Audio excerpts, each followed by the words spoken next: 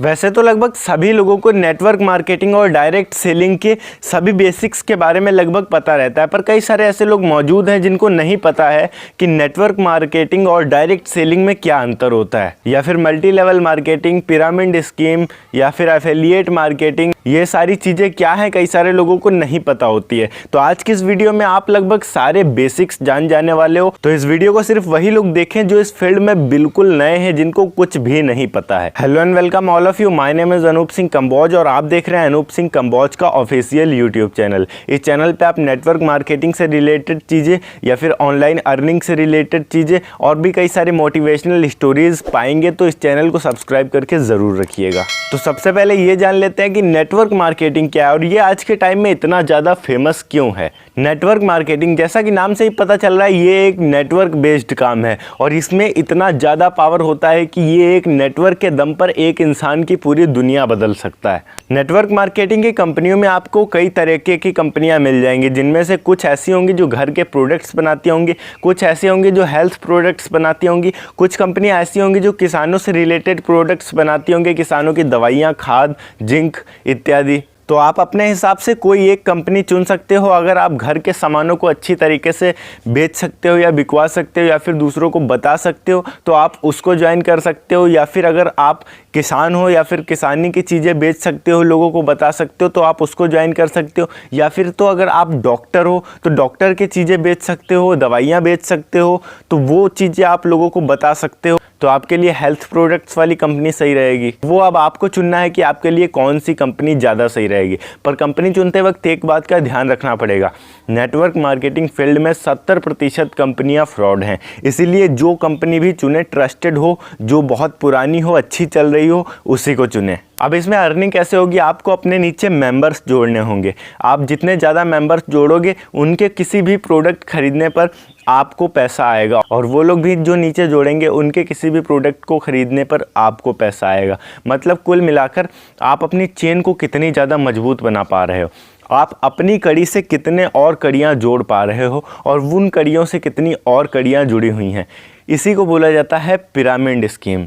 मतलब पिरामिड होता है ना, 3 कोने का बिल्कुल, तो ऊपर छोटा सा होता है, फिर धीरे धीरे बढ़ता चला आता है, उसको बोलते हैं पिरामिड। तो इसी को बोलते हैं पिरामिड स्कीम, और इसी को बोलते हैं MLM, मतलब कि मल्टी लेवल मार्केटिंग, और इसी को बोलते हैं एफिलिएट मार्केटिंग। इसके कई सारे नाम हैं, पर कई सारे लोग ऐसा सोचते हैं कि नहीं, ये अलग अलग होता है। एक अलग चीज़ होती है, वो होती है डायरेक्ट सेलिंग।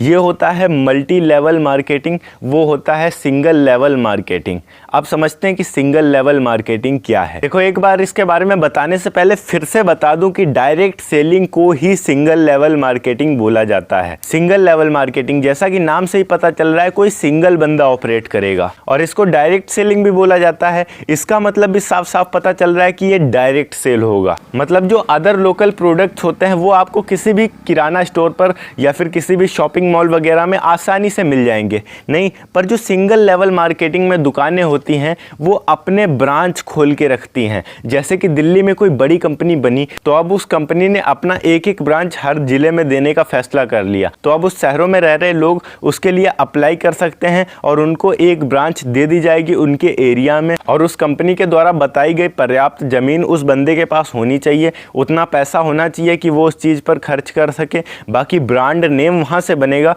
पर वहां से सामान आने के बाद बिक्री यहां होगी। अब लोकल मार्केटिंग में क्या होता है, सबसे पहले मैन्युफैक्चरर के पास बनता है, उसके बाद वो डिस्ट्रीब्यूटर के पास आता है, फिर वो डिस्ट्रीब्यूटर से होलसेलर के पास आता है, फिर वो होलसेलर से फुटकर दुकानों तक आता है। पर डायरेक्ट सेलिंग में ऐसा नहीं है। डायरेक्ट सेलिंग में मैन्युफैक्चरर के पास से डायरेक्ट डिस्ट्रीब्यूटर और डिस्ट्रीब्यूटर से डायरेक्ट जनता।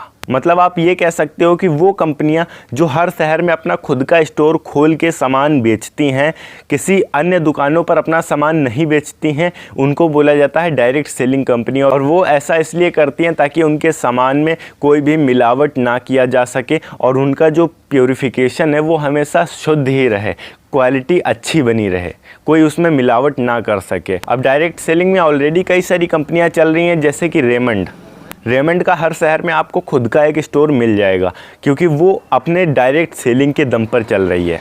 और भी ऐसी कई सारी कंपनियां थी जो पहले लोकल मार्केट में चल रही थी पर अब डायरेक्ट सेलिंग के फील्ड में आ रही हैं, जिनमें से सैमसंग भी है और पतंजलि भी है। इनके हर ज़िले में आपको खुद के स्टोर मिलेंगे अब, और ऐसा करके ये कंपनियां ग्राहकों को शुद्ध सामान देती हैं, जिसके वजह से ग्राहकों का विश्वास भी बना रहता है। आशा करता हूँ आपको वीडियो पसंद आई होगी। अगर वीडियो पसंद आई हो तो लाइक करके चैनल को सब्सक्राइब ज़रूर कर दीजिएगा। जय हिंद, वंदे मातरम।